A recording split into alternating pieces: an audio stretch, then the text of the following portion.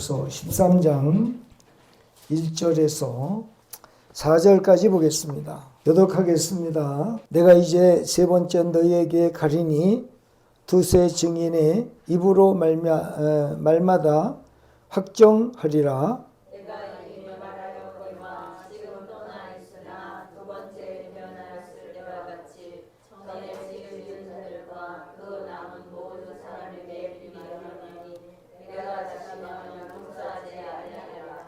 이는 그리스도께서 내 안에서 말씀하시는 증거를 너희가 구함이니 그는 너에게 대하여 약하지 않고 도리어 너희 안에서 강하시니라. 그리스도께서 약하심으로 십자가에 못 박히셨으나 하나님의 능력으로 살아계시니 우리도 그 안에서 약하나 너희에게 대하여 하나님의 능력으로 그와 함께 살리라.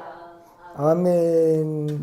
오늘 우리 계신 말씀은 이제 사도 바울이 고린도후서 13장에서 이제 마지막으로 고린도 교회에 대한 편지를 이제 이렇게 마감을 하고 있어요. 그리고 이제 오늘 주시는 이 말씀을 통해서 사도 바울이 첫 번째 고린도 방문을 했죠. 두 번째는 고린도 교회가 굉장히 혼란스러울 때, 아주 고린도 교회가 상당히 많은 문제들이 있을 때, 그때 거기서 너무 많은 것을 보았지요. 사도 바울이 거기 고린도 교회의 폐해를 너무 많이 보았어요. 그리고 참 속이 상해서 돌아왔어요. 근데 와서 이제 기도하면서 하나님의 은혜를 이렇게 받으면서 보니까 사도 바울이 세 번째 갔었을 때에 고린도 교회가 그 상태로 있다라고 한다면 이거는 교회로서의 기능이 상실되는 거예요.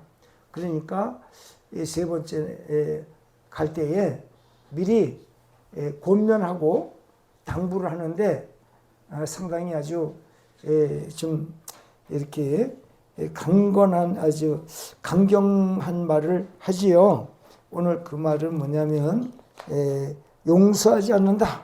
내가 세 번째 갔었을 때 너희들이 깨닫고 돌아서지 않으면 그리고 나쁜 길에서 뉘우치고 돌아오지 않으면 너희들 내가 용서하지 않겠다라고 그렇게 아주 이 사도 바울이 강경한 그 말을 하고 있는 것을 볼 수가 있어요.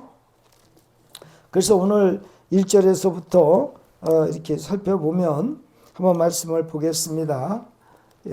고린도후서 13장 1절에 내가 이제 세 번째 너희에게 가리니 두세 증인의 입으로 말마다 확증하리라. 그러니까 사도 바울이 세 번째 고린도를 방문할 때에 그냥 무조건 막무가내로 징계를 하는 것이 아니라 두세 증인을 세워서 그 증인들의 입을 맞춰서 그렇게 내가 징계할 것이다 하는 사실을 또 이렇게 이야기를 하고 있어요.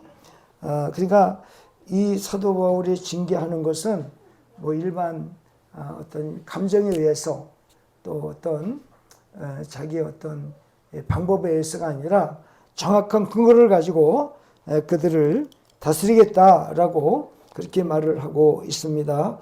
근데 이것은 상당히 중요한 의미인데 이것은 뭐냐면 교회라고 하는 것은 질서가 철저하게 지켜져야 돼요. 질서가 지켜지지 않으면 안 돼요. 여러분 가정에도요. 가정에 질서가 세워지지 않으면 안 돼요. 질서가 정확하게 세워져야 돼요.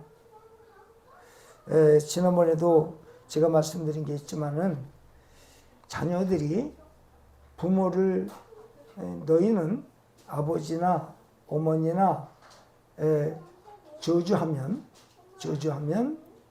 반드시 죽이라고 그랬어요.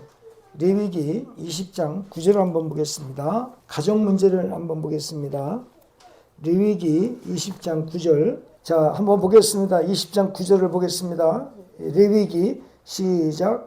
만일 누구든지 자기의 아버지나 어머니를 저주하는 자는 반드시 죽일지니 그가 자기의 아버지나 어머니를 저주하였은즉 그의 피가 자기에게로 돌아가리라 그랬어요.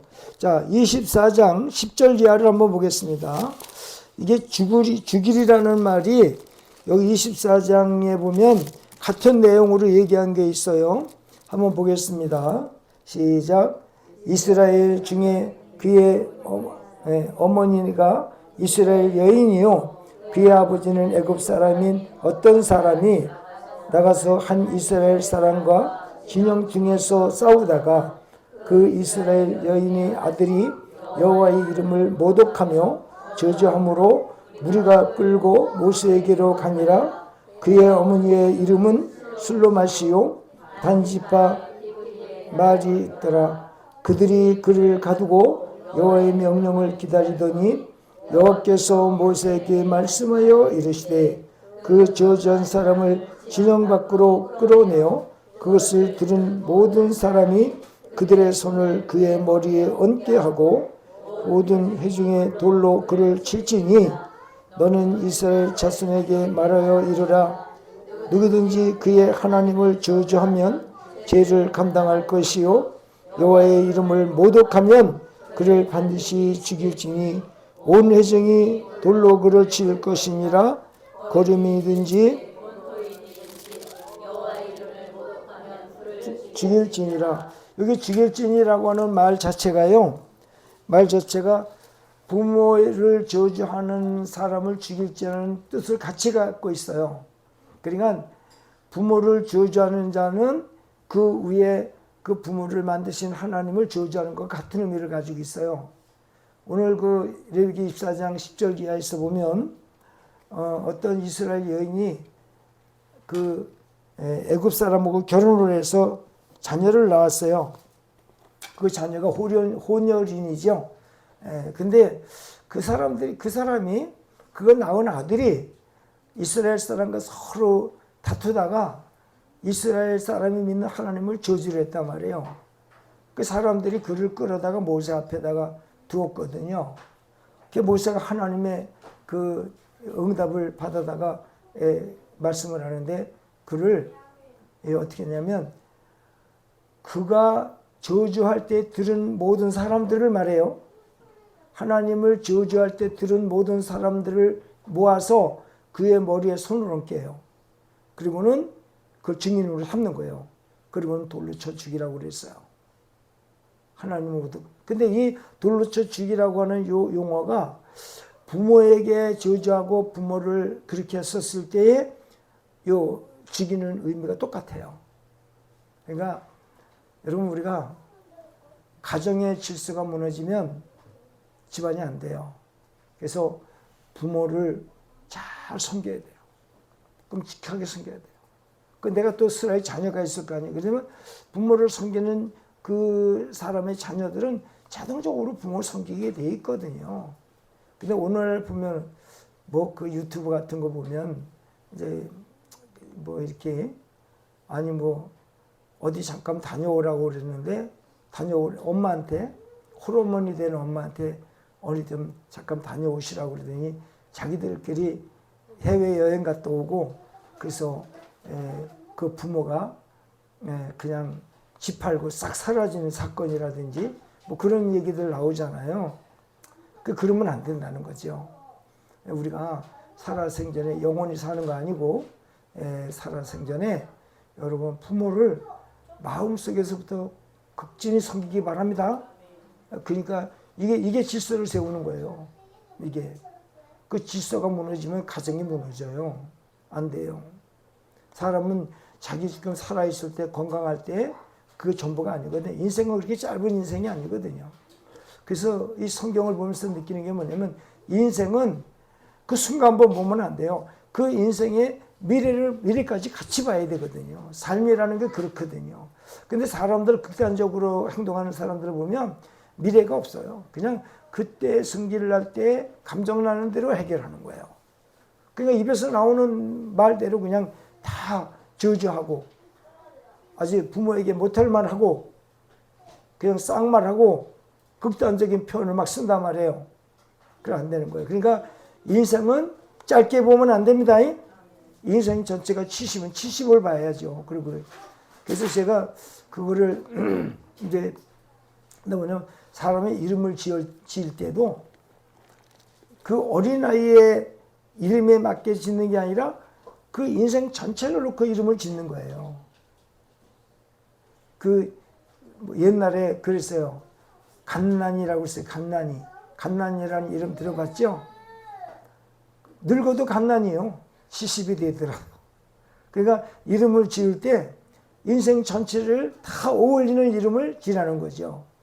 인생은 그렇게 하루 한순간에 끝나는 게 아니고 7, 80년의 인생이니까 우리가 인생을 살아갈 때에 40대면 40대, 30대면 30대 그 순간 보면 안 돼요.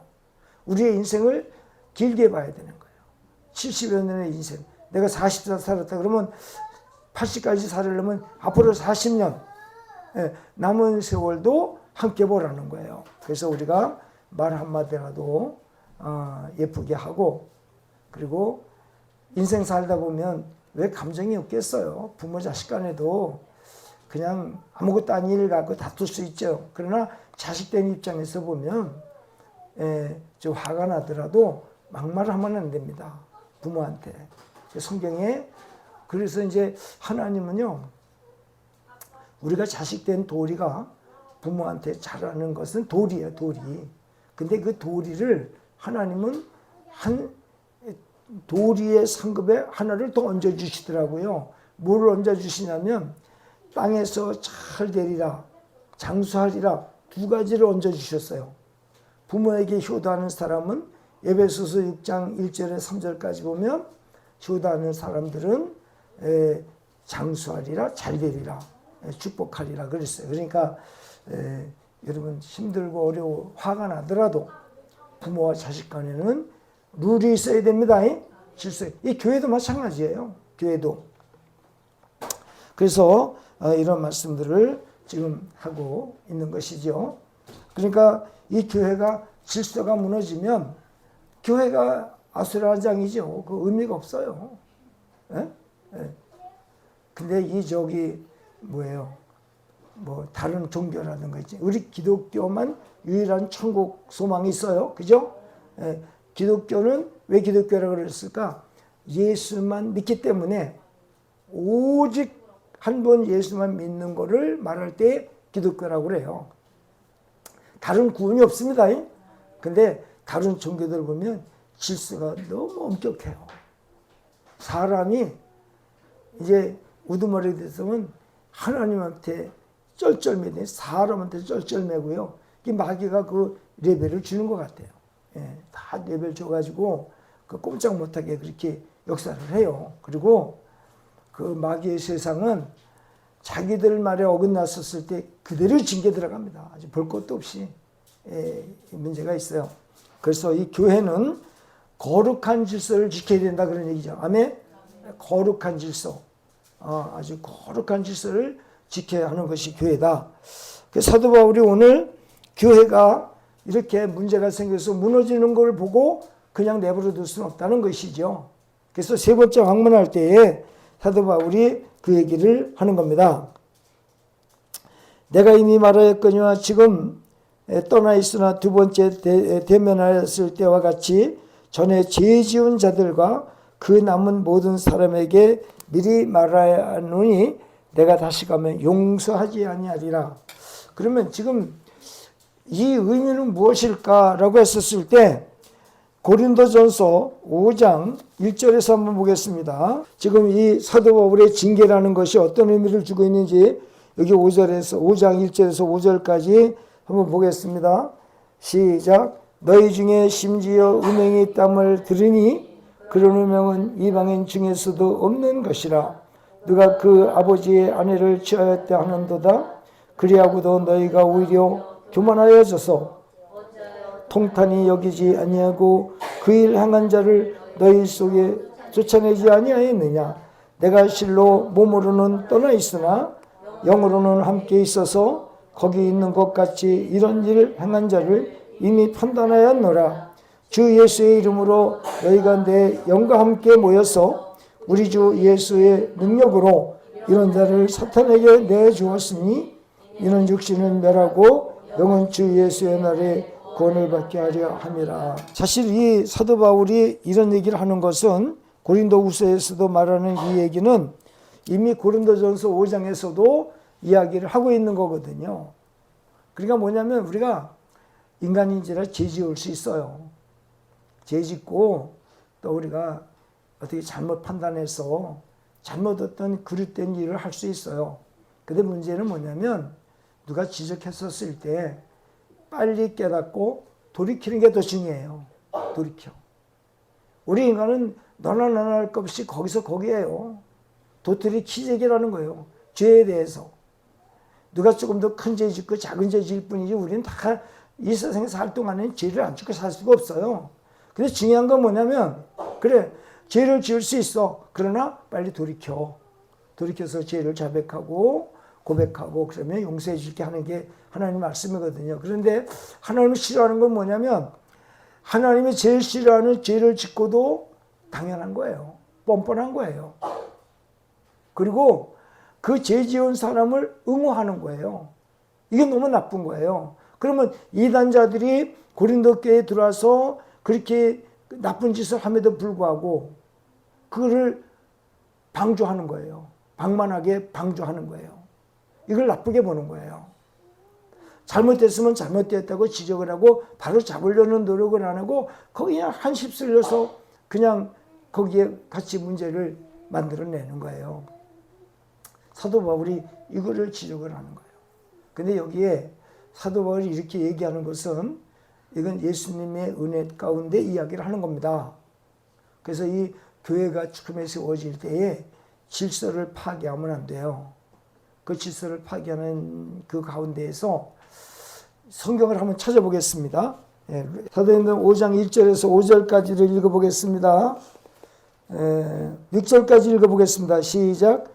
아나니아라는 사람이 그 안에 삽비라와 더불어 소유를 팔아 그 값에서 얼마를 감춤해 그 안에도 알더라.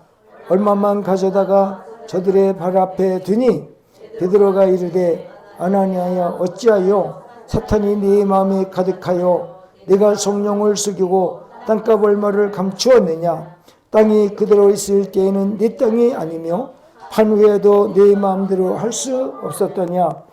어찌하여 이 일을 네 마음에 두었느냐. 사람에게 거짓말하는 것이 아니요 하나님께로다. 아나니아가 이 말을 듣고 엎드려 hun이 떠나니 이 일을 듣는 사람이 다 크게 두려워하니라. 젊은 사람들이 일어나 시신을 싸서 메고 나가 장사합니다. 그랬어요. 자, 이 얘기는 뭐냐면 하나님, 제가 땅이 하나 있는데 하나님께 드리겠습니다. 이게 소원한 거예요. 소원했어요. 소원을 했는데 땅을 팔고 보니까 욕심이 생긴 거야. 그러니까 하나님께 소원할 때는 충정된 마음으로 소원을 했는데 팔고 보니까 욕심이 생기니까 반만 드리고 반은 감췄던 거예요. 근데 이게 여러분 잘 이게 이해를 해야 됩니다. 왜냐하면 이 사람이 지금 자기가 갖고 있는 소유를 팔아서 하나님께 헌금을 드렸어요, 안 드렸어요? 근데 드리기 전에 그 마음속에 있는 그 생각이 이 땅을 다 드리기로 약속을 한 거야, 하나님 앞에. 근데 인간의 마음이 중간에 이거를 문제를 만들어낸 거예요. 근데 여러분, 우리가 하나님께 마음으로 굳게 약속을 한 부분은 하나님이 듣고 있다는 사실을 알으셔야 됩니다. 이 소원한 것은요, 절대 이거는 인간이 그 진실한 마음을 가지고 하나님께 아뢰었다라고 한다면 이거는 반드시 지켜줘야 될 의무가 있다는 거. 그러면 그렇게 안 하면 뭐냐면 하나님을 무시하는 거예요. 하나님을 업신여기는 거예요. 성경을 한번 찾아보겠습니다. 전도서 5장을 한번 찾아볼게요. 4절 한번 읽어보겠습니다. 시작. 네가 하나님께 소원하였거든 갚기를 더디하지 말며 하나님은 우매한 자들을 기뻐하지 아니하시나니 소원한 것을 갚으라. 소원하고 갚지 아니하는 것보다 소원하지 아니하는 것이 더 나으니 네 입으로 네 육체가 범죄하게 하지 말라. 내가 소원한 것이 실수라고 말하지 말라. 어찌하여 하나님께서 네 목소리로 말미암아 진노하사 네 손으로 한 것을 멸하시게 하랴. 헛된 일들이 많아지고 말이 많아도 그러하니 오직 너희는 하나님을 경외할지니라. 이 경외라는 말은 두려워하다, 그리고 무섭다, 뭐 그런 뜻이 되는 거죠. 야레라고 하는 뜻인데, 그러니까 인간과의 관계도 약속을 어기면 아주 좀 비굴한 인간이 되죠. 근데 더군다나 하나님은 안 되는 거예요. 그래서 사도 바울이 오늘 고린도 교회를 향해서 이 얘기를 지금 하고 있는 거예요. 그리고 사도 바울이 이제 본문으로 들어가 봅니다.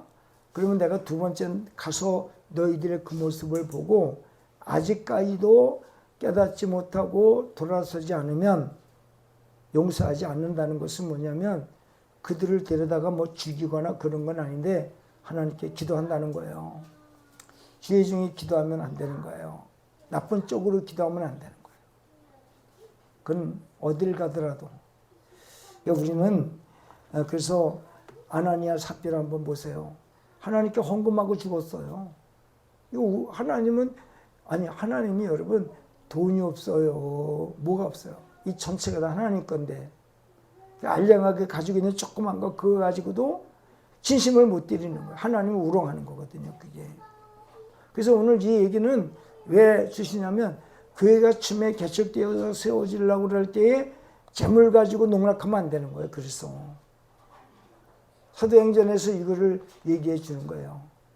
그래서 사도 베드로가 그 아나니아 삽비라의 그 사건을 보고 야 어찌 너 그렇게 마음이 이중적인 마음이냐. 너 진실로 하나님께 드린다고 그렇게 마음 먹었으면 다 드려야지 어떻게 하나님을 우롱하냐. 하나님 다 듣고 계시는데. 그래 결국은 아나니아만 죽은 삽비라도 그 부부가 다 죽었어요. 여기 사도행전 5장에 보면. 그래서 이 말씀을 우리에게 주시는 건 뭐냐면 교회는 인간의 성질대로 감정대로 운영되어지는 것이 아니라 하나님의 뜻 안에서 순종하고 복종함으로 운영되어지는 거다. 그 질서가 너무 엄격하거든요. 질서를 파괴하면 안 되거든요. 그 사람들은 일반 자기 가정이나 어떤 뭐 사회에서 하는 그런 풍습을 따라서 목소리만 크면 되는 줄 알아요. 이 교회는 절대 그렇지 않아요.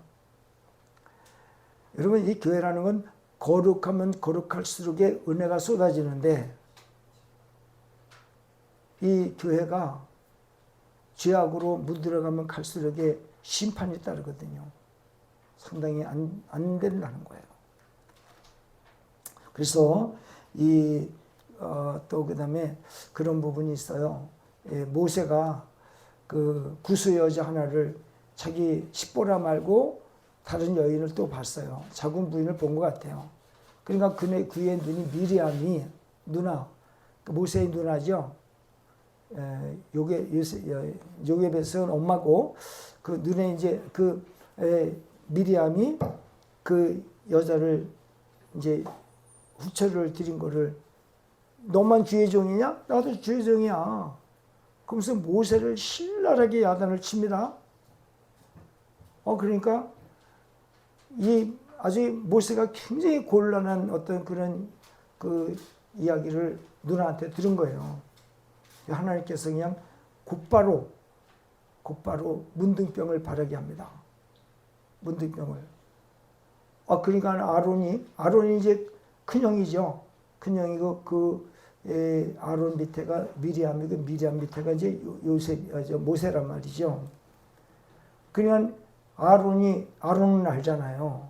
이 하나님의 한번 벌을 내리시면은 용서하지 않는다는 거 알고 있기 때문에 그냥 모세 앞에 비는 거 하나님 잘못했다고 용서해달라고. 이 지금 미리암이 문둥병에 걸려가지고 그냥 몸이 하얗게 눈썹도 하얗게 그냥 완전히 그 몸이 막 그냥 문드러지는 거예요. 그 모세가 하나님께 기도를 합니다. 기도를 하니까 모세의 그 누이를 일주일 동안 진 밖에 내두라고 그래요. 문둥병에 걸리면 그거는 저주의 병이라고 그래서 그거는 사람하고 함께 할 수 없어요. 그래서 바깥으로 내치게 돼 있거든요. 진 밖에 가서 일주일 있어라. 그리고 갑자기 하나님께 자백하고 고백하니까 일주일 만에 그 병이 완치가 됐어요. 그래서 하나님 말씀이 뭐냐면, 자, 내가 부른 내 종은 내가 심판하는 거지 네가 심판하는 게 아니라는 것을 가르쳐 준 거예요. 사람이 사람을 심판할 수 없게 돼 있다는 거죠. 하나님이 하시는 거니까. 그래서 이런 문제, 그래서 사도 바울이 여기서 한번 다시 본문으로 들어가 보겠습니다. 이러한 일련의 일들을 통해서 3절을 보겠습니다. 3절, 이는 그리스도께서 내 안에서 말씀하시는 증거를 너희가 구함이니 그는 너희에게 대하여 약하지 않고 도리어 너희 안에서 강하시니라. 그리고 하는 말씀 4절에 그리스도께서 약하심으로 십자가에 못 박히셨으나 하나님의 능력으로 살아계시니 우리도 그 안에서 약하나 너에게 대하여 하나님의 능력으로 그와 함께 살리라. 그렇게 말씀하고 있어요. 이것은 뭐냐면, 자, 인간들이 보기에는 약해요. 죄 중에 뭔 힘이 있어요.